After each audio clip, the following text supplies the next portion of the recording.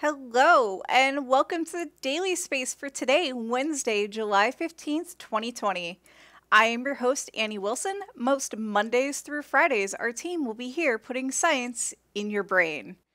Usually, Wednesdays are for Rocket Roundup, and apparently, all the rockets launch when the Daily Space team takes a week off. I have a mixed bag of 6 successful and unsuccessful launches to tell you about, so let's get to it, shall we? I really need to get better about that. First up is China. On July 3rd at 3:10 a.m. UTC, a Long March 3 Bravo rocket launched from the Haiyuan Satellite Launch Center carrying 2 satellites to orbit. The biggest payload of this launch was a multi-mode Gaofen, which is China's first optical remote sensing satellite with a sub-meter civilian resolution and multi-agile imaging modes, according to a WeChat post by China Academy of Space Technology, also known as CAST. The post went on to share that it will be mainly used for acquiring high-resolution images of China's land and surrounding areas, mainly serving natural resources, emergency management, agriculture and rural areas, ecological environment, housing, forestry, and grasslands, etc. The passenger satellite was a CubeSat built by a group of middle schoolers.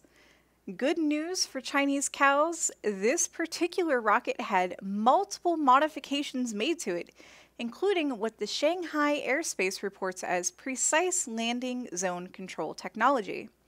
For those of you wanting specifics, the technology involved yaw maneuvers being performed to change the path of each stage, making it possible to avoid populated areas. Once each stage is separated, it's turned sideways a bit to use the air to help guide it to a designated spot instead of trusting it to luck. Here's the rocket launch video.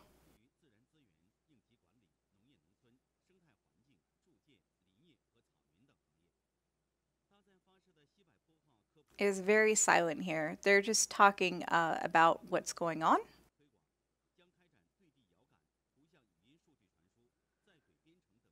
These are the individual bits of the rocket being assembled. And China stacks them vertically. So they have to pull the payload inside the fairing all the way up to the top.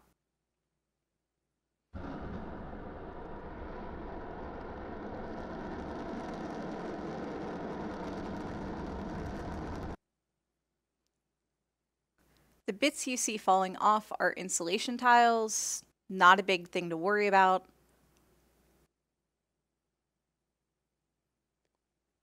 There you have it. All right, next up. Rocket Lab had pics or it didn't happen, and it didn't happen. Well, okay, it kind of happened. On July 4th at 9:19 p.m. UTC, an Electron rocket took off from the Mahia Peninsula in New Zealand, but there was an anomaly before the payload made it to orbit. The first 4 minutes of the launch were perfectly nominal, and everything looked like it was going smoothly until it wasn't. About 5.5 minutes in, the telemetry numbers started looking a little weird approaching hot swap. The speed of the rocket seemed to be decreasing, but the height of the rocket seemed to be increasing. At 6 minutes into flight, the displayed videoed the second stage, speed and altitude appeared to freeze for about 10 seconds. SAP response plan was called out at T plus 635. No one seems to know what that call out meant other than it wasn't nominal. A few seconds later, it was announced that the video feed from the rocket was lost. The view then switched to a quiet control room. Both speed and altitude were still ticking, this time with the speed increasing but the altitude decreasing, which would be expected of an object falling back to Earth. Around T plus 745, the numbers were quietly removed from the live stream. Finally, a very long 3-minute shot of the control room where quiet murmuring gradually increases before mics are seemingly cut. The webcast ended shortly after. Rocket Lab hasn't announced what went wrong, other than an issue occurred in the flight, late in the flight during the second stage burn. And I have video of the launch, which is beautiful, and I have a little bit of the video of where you can see things aren't quite right. So first, let's look at the launch.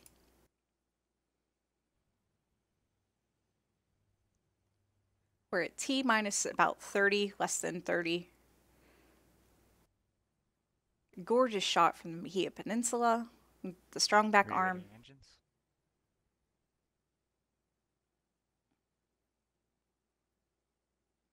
10, 9, 8, 7, 6, 5, 4, 3, 2, 1.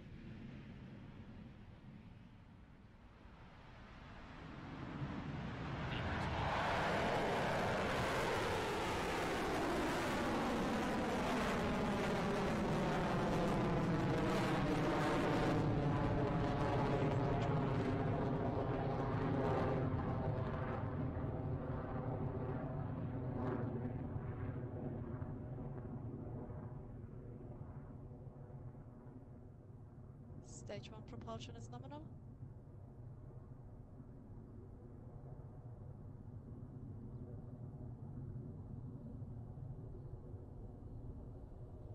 Discharge is nominal. We're at T plus 45 seconds into flight, and we've had a successful liftoff from Pad A at Launch Complex 1. Next up will be Max Q, which is the point when the rocket is under the maximum amount of aerodynamic stress during its ascent. Vehicle is supersonic, approaching max Q.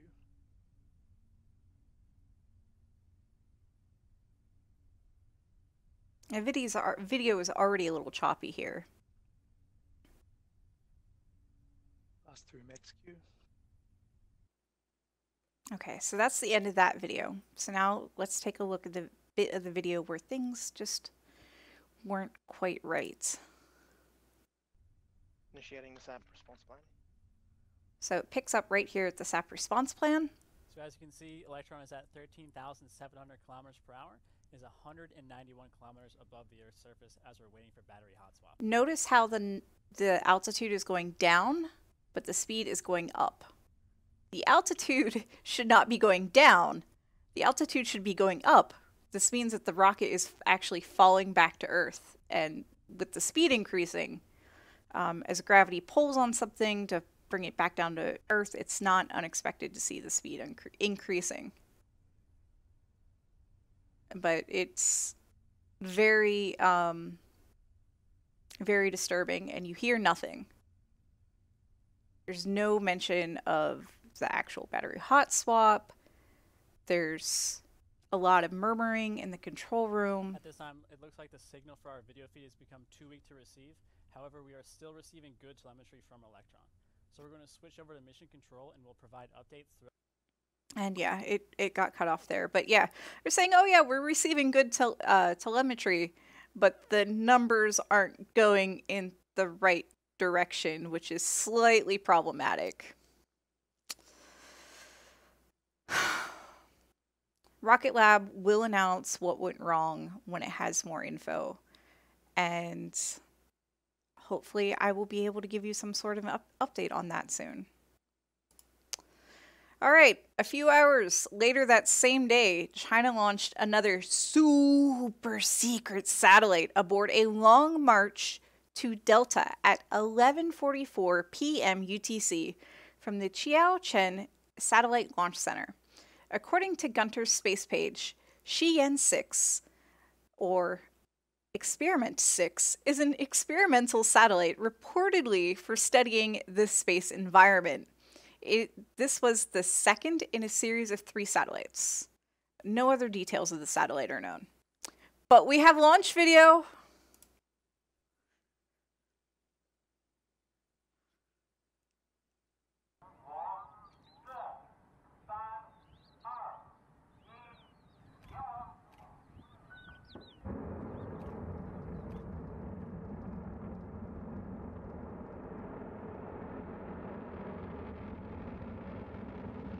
Insulation tiles are falling off. Don't panic.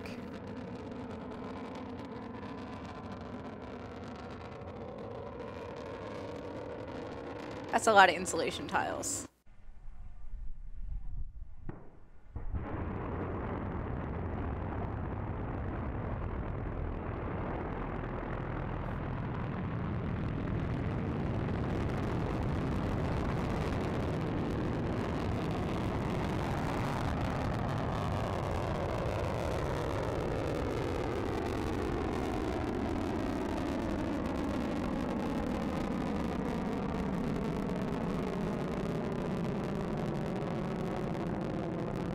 At least they kind of slow down coming off.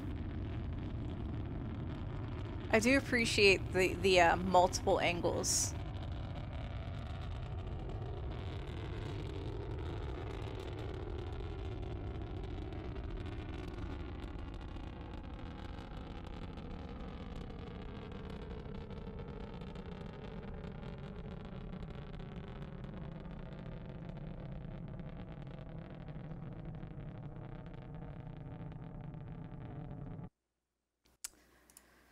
Next up, Israel. I apologize in advance. There are going to be some Hebrew words in here that I'm sure I'm going to mispronounce. I'm going to try my best. All right, with no advance notice given to public media outlets, the Israeli Defense Ministry launched a Shavit 2 rocket from Palmachim Air Base at 1 a.m. UTC on July 6th. Aboard the 3-stage solid-fueled rocket was the OFEC-16 Earth observation satellite, which will provide imagery for the Israeli military. As with all launches from Israel, the rocket launched off on a more or less east-to-west trajectory, taking it out over the Mediterranean Sea instead of over neighboring countries. This allows Israel to fly payloads to space without dropping rocket stages, failed payloads, and the like onto its neighbors by accident. The downside of this flight path is that the rocket uses more of its energy to counteract the rotational energy of the Earth, which in turn reduces its payload capacity about half in the process. OFEC-16 is the 9th satellite in the Israeli-built series to fly successfully. It's the first to fly since 2016 when OFEC-11 launched from the same airbase. The intervening numbers in the series are not accounted for, publicly leaving the precise number for the gap up to speculation, which is not surprising for a military reconnaissance satellite program. The Defense Ministry did announce yesterday that it had received the first of the satellite's high-resolution images at their control station, indicating that the satellite was functioning as expected. It is supposedly capable of taking images that cover 15 square kilometers at a resolution of 50 centimeters from an altitude of 600 kilometers above the Earth. Bonus fact! The 3rd stage of the rocket has no directional control, relying instead on the lower stages to provide the initial guidance, while the spin-stabilized 3rd stage simply continues on its course during firing. Once released from the 3rd stage, the satellite uses its own onboard thrusters to adjust to the proper altitude and orientation. And yes, there's launch video. Here it is going vertical. It's a nice shot of the rocket. Blurred for privacy, security.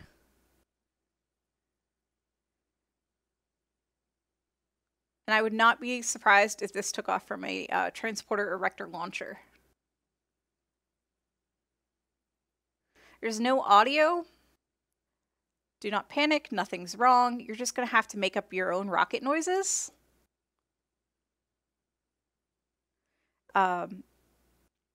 There's unidentified music that goes along with it.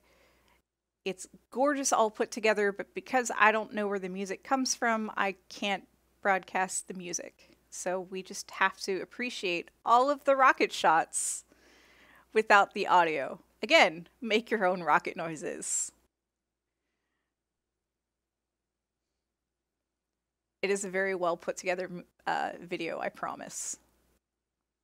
And yeah, at the very end, that was the satellite. Okay. Next up, China again.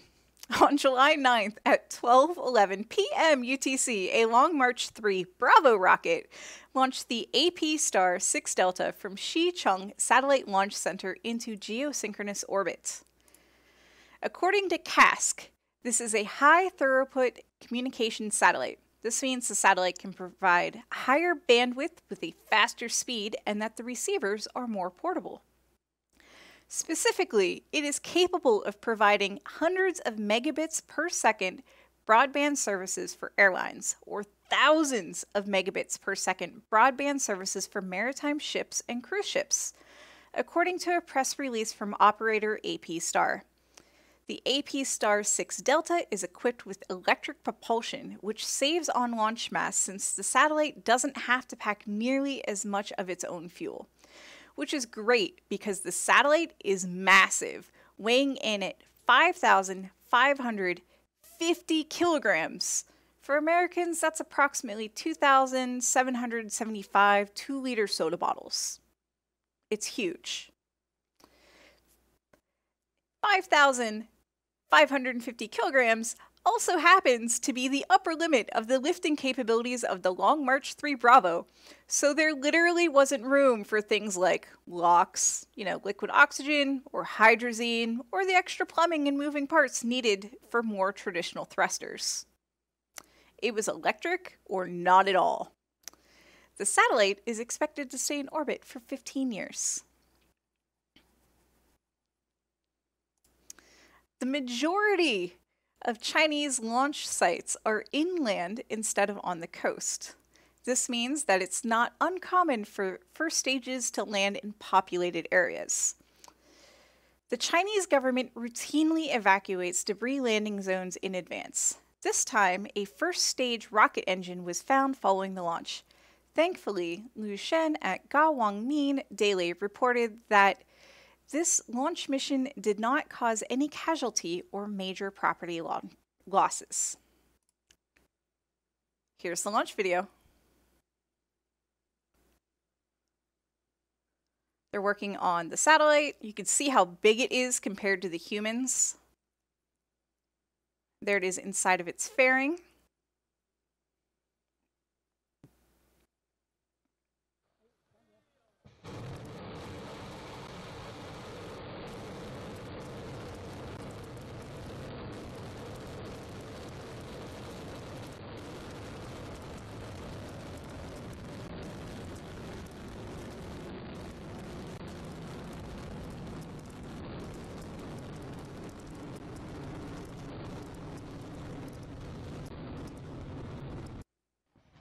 Another view, this time from further off. It looks like it was taken on a cell phone.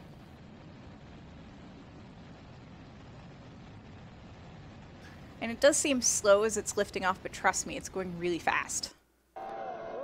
And the crowds! It was raining. It was raining and people still turned out.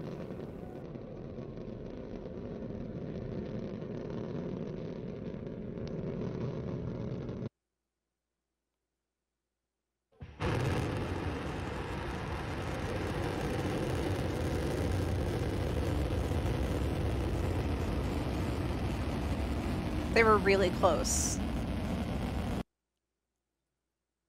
That last one, they were really close.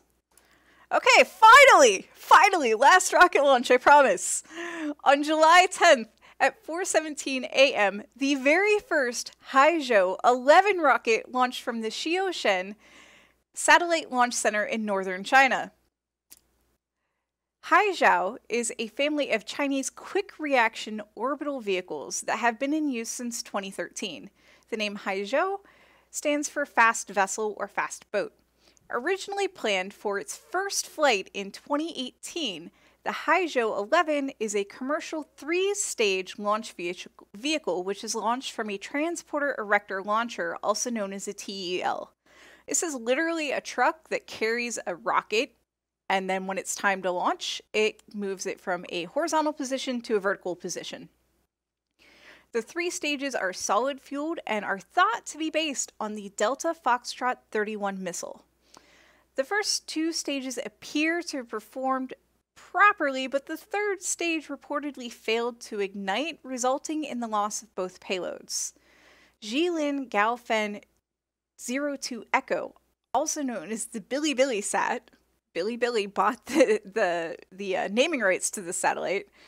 This is one in a series of Chinese commercial remote sensing satellites for high definition video in the Jilin 1 constellation, which is owned by the Shangguan Satellite Technology Company. It featured an imaging system with a resolution of 3/4 of a meter in panchromatic mode, better than 3 meters in multispectral mode, an image swath of 40 kilometers from a 535-kilometer high orbit.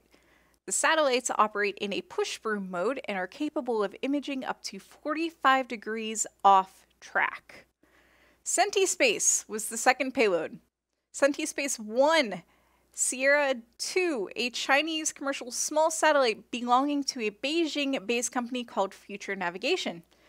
The satellite was to test global navigation satellite system augmentation techniques, including a laser inter-satellite communication link. The satellite's predecessor, Sentispace 1 S1, was launched in 2018 on a Haizhou 1 Alpha. And yeah, there's launch video. Just because it didn't make it to orbit doesn't mean there's not launch video. You can't see the TEL, but trust me, it's there.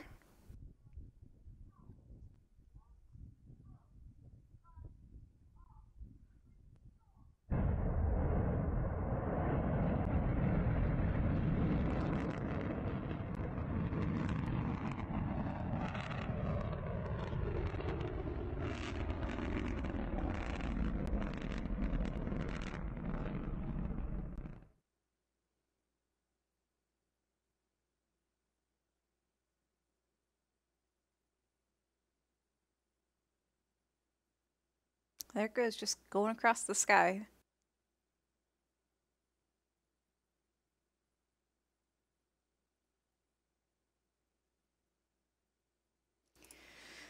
Okay, to wrap things up, here's a running tally of a few spaceflight statistics for the current year. There are currently 4 toilets in space. 2 toilets have burned up in the atmosphere.